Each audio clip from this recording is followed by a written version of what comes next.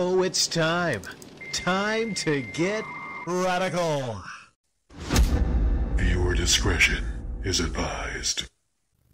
Welcome to Radical Comment of the Week for March the 16th through the 22nd, 2021. These are the very best comments from that time period. Starting out, we have the three honorable mentions going to Rusty Shackelford, Haddington Rose. The bronze medal comes to us from Destroyer of Heroes. I can provide an answer on the hundreds of thousands of dollars if you're curious. A few of those old school peeps here will surely remember this. Back on Immortal's channel, he ran a live stream showing off Hancock's donation videos. Remember that? Well, people actually jotted down the games John got and looked up their current values. There was an actual list of the games and prices that accompanied the stream. People also skimmed through Hancock's live streams and started adding in the big money Justin Leclerc donations, etc. So not even counting the Patreon stuff and the Megatron manga, etc. stuff that couldn't be verified. Hancock was sitting at 200K plus easily, just based on some of the math people pieced together from Hancock's own uploads. Hancock's museum scam started 10 years ago too, also of note. Hancock is legit sitting on a stack of donations, plus he traded his duplicates that were donated to the game shop ran by his pal Corey. So once the Immortal stream started playing all of the time showcasing all of this info, Hancock went berserk and copyright striked Immortal's channel 3 times in a row, and Hancock also hid his donations and streamed videos so that people couldn't verify. True story. I could not make any of this up. I never do. Of course, if there's anybody here who disagrees with this, I'm completely open to look at any and all evidence that refutes all this. As for the Drama Channel comment, I think you've taken it way out of context here. I know this was a comment from a video a long while back, so any channel that calls out e-begging gets labeled as a drama channel. It doesn't matter if you talk about games or show off Saturdays, they will call you a drama channel because you are critical of other YouTubers and stir stuff up. My point was that the e-beggars do the same exact thing they all do. They all get mad at other YouTubers and trash them. Do you remember even Smiley Pie himself, John Hancock, referred to Radical Rick as the main troll and a hater? Drama channel is just a term they use to dismiss criticism as gossip, if that helps. Yeah, I do remember that. I can verify that Immoral on his channel used to actually run live streams of John Hancock getting donations. And I can recall that. Now imagine if you're a person like John Hancock and you're getting all these donations. And granted, when I questioned the amount, I also factored in, what values the games really are and how much they're really worth. Because from my perspective, I don't really think that Flintstones at Dinosaur Peak is worth several hundreds of dollars, but I know in the marketplace, people will pay for it. So that factors into me really kind of not thinking that he actually has, taken in hundreds of thousands of dollars, specifically. Now, a lot of people really don't look at games as valuable also. They might, send them donations and, hey, I have this game, I don't play it anymore. And the thing is, at the core of it, years ago, I and others started questioning all these things happening in the gaming communities on YouTube. The silver medal comes to us from Martyville. The manga of Super was about as bad as a Tournament of Power, which is technically not a tournament because it's just one fight and everyone fights everybody. It's just a battle royal. Piccolo lost the same way with 17 beating the Bug. Piccolo in the manga is even more embarrassing in the Moro arc because he got beaten up by a mere henchman who caught him off guard, copied his abilities, and kicked his ass. Roshi did a more disgusting feat by imitating Ultra Instinct dodging blows from Jiren, who put over a Super Saiyan Blue Goku with ease and even put him on the defensive. Yes, Jiren, who barely had to even dodge a blow from Super Saiyan Blue Goku, raised his guard to block an attack from Roshi and even dodged some. Yes, he knocked him out the end, but there is no justification of Roshi putting a fight against Jiren. It annoyed me that people defended that scene with saying, Jiren didn't want to kill Roshi, or some shit. The next chapter we find out Jiren takes every battle serious. Another thing that doesn't make sense in the manga is Gohan's insane power boost, but I don't mind it that much because he eliminated one of the biggest mistakes of Dragon Ball Super, Kefla. a fusion of an entity that beat up Golden Frieza and made it difficult for Goku to keep up. Potaro Fusion are known for exponential power boost, so I can only assume Gohan is either stronger than Goku prior to Ultra Instinct, or the writer didn't give a damn like the anime staff who gave Hit less screen time than Caulifla.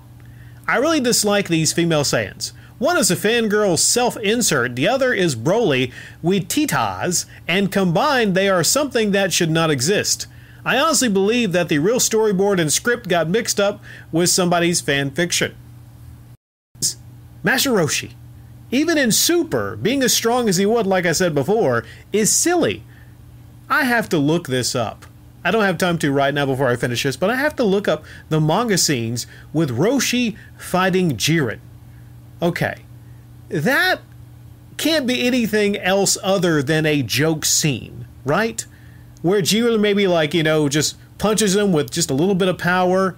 Okay, realistically, Jiren and Master Roshi would kind of be like Beerus and Goku at the very beginning. All right, Master Roshi, no, it's not. No, it's not. You said he imitated Ultra Instinct? Huh? That's crazy. As bad as Super was, I can't believe the manga sounds that terrible. And you talk about Gohan's insane power boost. Well, the problem with Gohan was, towards the end of Z, after that moment with Cell, they just nerfed his character. He was like a joke, you know? I mean, all that build up to Gohan, and then as he gets older, you think, well, Gohan's going to be strong. Maybe we might have some scenes with Gohan taking on Vegeta or something like that, right? And then you actually are thinking to yourself, because a big thing about Dragon Ball at any given time is thinking to yourself, okay, who's stronger than who? That's part of the fun of it, trying to figure out who's stronger than who. You know, but it's always usually Vegeta, number 2, and then Goku, right? And I get that. But yeah, hopefully the new episodes of Super are a little better than the Tournament of Power, which, like you said, was not even a tournament. You can't even get that right. It's a battle royal, for fuck's sake. And the gold medal comes to us from Atari Dad. And this comment was on my Young Defiant is Playing a Persona upload. There's one major issue with your hypothesis. Only a person with an ego as big as his seems to be would make the most stupid decisions that he's made. Yes, he does get donators, and yes, he's making money off of them while acting like a shitty person, so that seems like a win-in. But here's the problem. Rather than seeking to expand his audience and further market himself, he's cutting himself off at the knees. Here's a guy whom the YouTube algorithm blessed with over 10,000 subscribers. Are a lot of them hate watchers? More than likely, but among those 10,000, he's found a handful of people who are willing to be paid subscribers to his channel. And he got just a few hundred people like that. He could stream for a living. All he needs to do is expand his brand, build on his YouTube channel, and keep producing the kind of content that he's been producing to get him more viewers. But there's just one small problem: his entitlement. He feels so entitled to the money of people who watch his videos that it drives him crazy that there are people out there who would watch his videos without paying him. So what's he to do? For starters, he starts streaming on Twitch as opposed to YouTube, where he knows his members will come and watch him and support him as opposed to the freeloaders that he doesn't want to watch his streams. Then he set up a second private YouTube channel just for his members, where he claims he is now uploading the majority of his rant videos. So let's analyze this for a second. Young Defiant feels so entitled to his viewers' money that he is letting his anger for people watching his videos without paying get in the way of him potentially attracting more potential subscribers to his channel. His lack of uploads on his original channel, with over 10,000 subscribers, will make it less likely to be picked up by the algorithm. Likewise, with his lack of streaming, and all he'll have are those handful of members he has right now to support him financially. Now, if Young Defiant really was playing a character, as you said, he would have realized that he'd struck rich with this troll persona of his and continued to do what he had been doing all along, growing his channel and attracting more viewers and potential members to his channel. He could have even kept on insulting his viewers and subscribers if he wanted to. Clearly, this brand of vitriol was garnering him a dedicated following. Instead, he's doing the complete opposite of that and limiting his pool of people who financially support him to a small group of people who will, over time, gradually lose interest in his channel and stop sending him money. This is inevitable. Now, is it possible that young Defiant really is just that dumb and doesn't realize that what he's doing is hurting his bottom line? Maybe. I thought this was a possibility too, until I found a recording of a moment from a recent YouTube stream of young Defiant that shows that he really is drinking his own Kool-Aid. In the video, he is expressing his frustration over the fact that some of his members show up to his YouTube streams, but not his Twitch streams.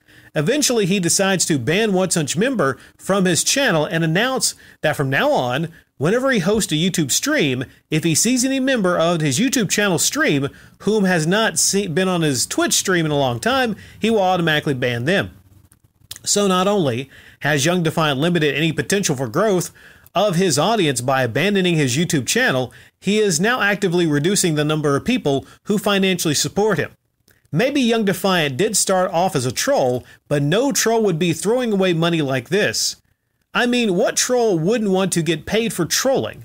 This goes beyond ignorance of knowing how to manage a YouTube channel and grow an audience. He actually believes his own hype to the point where he is willing to shoot himself in the foot for the sake of his own ego. Eventually, he'll lose too many members due to these new standards he's decided to impose on them, and he'll be forced to return to his original channel and start making regular uploads again, trying to desperately make up for the income he's lost due to his own pride, at which point he'll probably go on to make the exact same mistakes again. Shooting himself in the foot, is what you say. And this is a really great comment and a counter to my argument, which was that young Defiant is playing a character. He is playing a persona. But I think there's room here in the circle for a lot of what you say and a lot of what I say to both be true at the same time. Now, is he limiting his potential for his troll persona? Is he limiting his potential to grow on YouTube? Yes, he is. But I would counter that with, if he didn't keep that character up, then that would be very detrimental to him. And maybe his ego, maybe his psyche. So I think what happened is, it's a sad state to where someone actually has deemed himself the king and is playing a persona. Okay, but bear with me here. He's playing a persona, but it could very well be that he's drinking his own Kool-Aid like you said, but he's still playing a persona. Okay, your counter to my argument was that he is actually not, there's room in the circle for both things to be. I don't know if I could really kind of flesh out everything I said and what you said here with the time given, but I get where you're coming from. That was a great point you had. You said during a stream that he actually said, if I notice someone's not on my Twitch that's here and you haven't been on Twitch in a while, I'll ban you. And is he actually threatening that, or is he actually banning them? Okay, that's a pretty strong argument that he has lost his mind and he has no idea what he's doing if he wants to actually grow the channel. Then my counter would be, the proof, the thing that stuck out to me was the fact that he keeps saying that he has high quality videos, highly edited videos, when he knows that it's just an image on the screen and he's talking over the image. So yeah, great comment, Atari Dad. Just about as best as I've ever experienced of an actual challenge of one of my points on the channel I've ever had. There's been a couple through the years, but I think this is a pretty great challenge. And also, your first comment on the channel, I do believe. So no small feat there, Atari Dad.